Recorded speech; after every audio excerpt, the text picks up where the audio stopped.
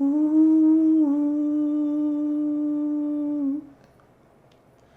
ooh. Stop. So I was scrolling through my YouTube feed the other day, and the algorithm fed me a James Blunt cover of Where Is My Mind by the Pixies.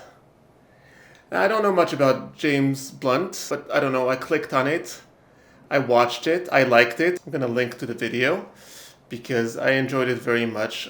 Again, I really don't know James Blunt, but something very earnest and awkward but precise about that performance. It brought the song Where Is My Mind back into the forefront of my head. I mean, of course, I know the song, it's a very famous song, and it hits me every time I hear it. It brings me back to that first time I heard it when I saw Fight Club in the movie theater, you know, that ending scene, and it blasts. The mix is also, I mean, it's just spectacular. And I'm like, what is this? Never heard this song before. It's a spectacular song. A lot of people use it. A lot of movies and TV shows and stuff use it. So it is overused, almost a cliche at this point. But like, there's a reason why these are cliches. It's a freaking awesome song. So I was just thinking, well, what makes this song so good? Now, I'm no Rick Beato. I don't really know music theory, so it's not going to be an in-depth musical analysis. There's the riff, the main riff. And Joey Santiago, the lead guitarist for the Pixies, called it, he said it's the laziest riff in the world. You know, just 3 notes over and over again, but somehow it works. That's what he said, kind of lounging on the couch. It's the first thing that he kind of tried out when Charles, I guess, played him the song, and he came up with this really 3 notes. These are the 3 notes. You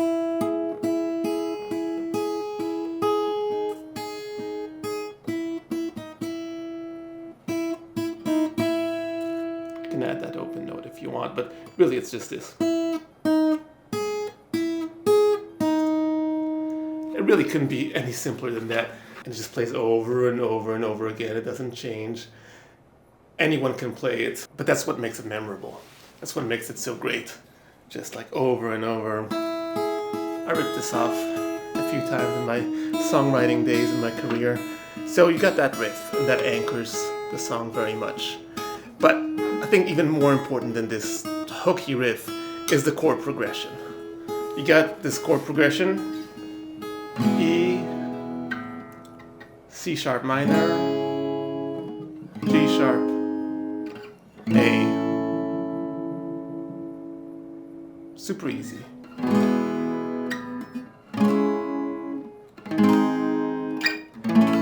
Now I don't know, like I said, I don't know why, but it works. I think going from this E to the C sharp minor, it's this major to minor and this sharpness that just has a super dreamy quality to it.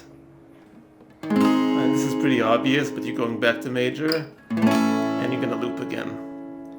So I don't know why, but there's something about this construction that's familiar yet surprising, and it's a really nice construction, but that's not the most important part of it. Like I said, music theory is, I really don't know music theory. I do know song structure a little better because I was writing songs for a long time. And structurally, something really interesting is here. And that is that the chorus and the verse use the same progression. It's basically the same thing. All right? It's like...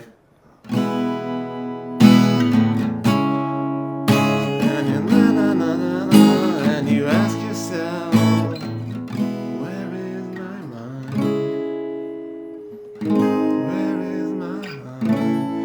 so it's the same. It's exactly the same. Usually you would expect the chorus to change. The chorus, or at least the 2 different parts of the songs, are supposed to be different. And here they're exactly the same. And that's weird. Lazy again? Maybe? I don't know. But it's weird. There's a little bit of a reversal here because usually, like if you think about a song like Smells Like Teen Spirit by Nirvana, usually the chorus is the loud part and the verse is the soft part. And in this case, it's the opposite. The other thing about it is that it's kind of sneaky because when you get to the chorus, to the "Where's My Mind," that just hook, you're not really noticing that you're in the same song progression because the whole song seems to change, because the tempo changes, because the backing changes, because Kim Deal's backing vocals come in, sounding like, I was trying to think about a way to describe them. It's like a drowning siren. It's a song about water, and this is like a siren's call for, a drowning sailor. That combined with that stop, stopping those backup vocals at the very beginning of the song, which I think is genius. It's otherworldly. It sounds very different than the verse, even though it's the same chords as the verse. So it starts to play tricks with your head, which is exactly what the song is about. Like, where's your mind? Did I hear this melody before? Is this the same melody? Yes, it is, but it sounds so different. And you get this looping thing until you feel like you're in a dream that you can't get out of because it just repeats over and over again. And that works really well with the lyrics because when they're combined together, you just feel like you're in this intense dream. And when you feel like you're almost ready to get out of that dream state, then it starts again and it loops again. And so I think that's what makes this song really special. Now, thinking about it as a songwriter, there's a few lessons to be had over here. First of all, keep it simple, stupid, right? It's so simple. We tend to overthink it all the time. It's too easy, it's too simple. But almost all the hits that I can think of are really simple songs. That's what makes them memorable. Like, people can hear them once and remember them, and that's what makes them hit. So, I mean, there's a huge lesson here to be had about just the simplicity, not to overthink it, to let it go, not to continue overcomplicate it when you're crafting a song. Just saying, oh, that's it.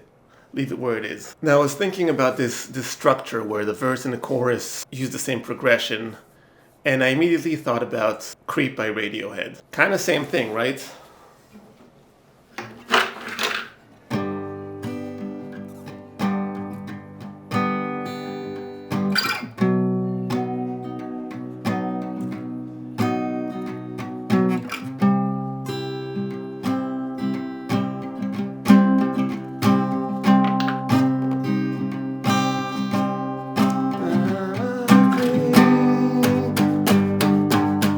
So, okay, it's a little bit reversed. I mean, it's more traditional. The chorus is the loud one. In Creep, actually, funny enough, even the bridge uses the same progression.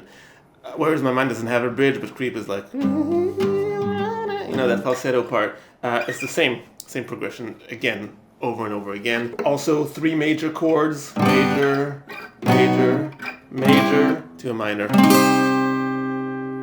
The C goes to a C minor, so similar in that way as well. They're very similar. I'd be very surprised if it wasn't on Tom York's mind.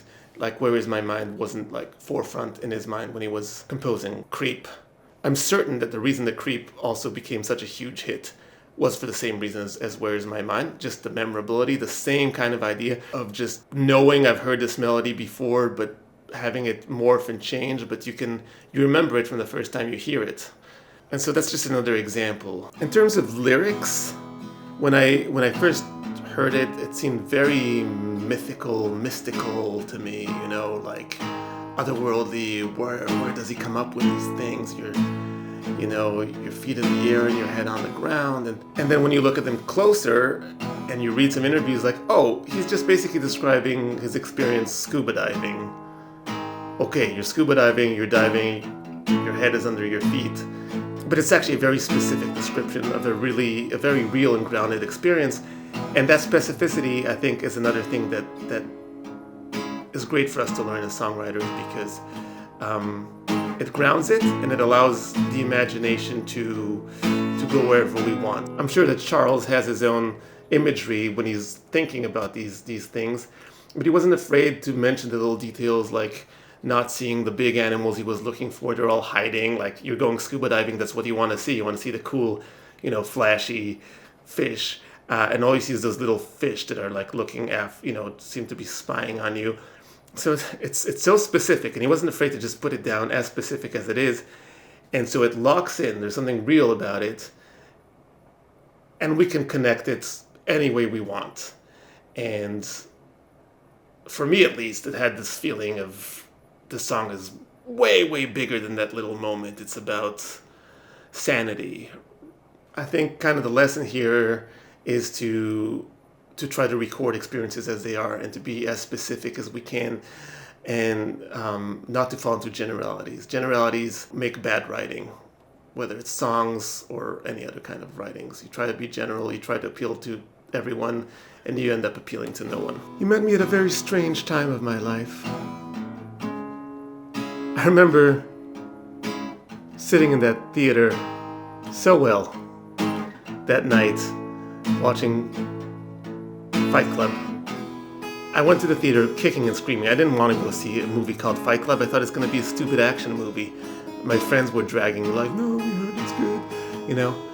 I'm like, all right, whatever. Friday night, you sit down, and it was just a mind-opening experience. It was just mind-blowing. And that song at the end, with the buildings exploding in the background, and them holding hands, it was just perfect.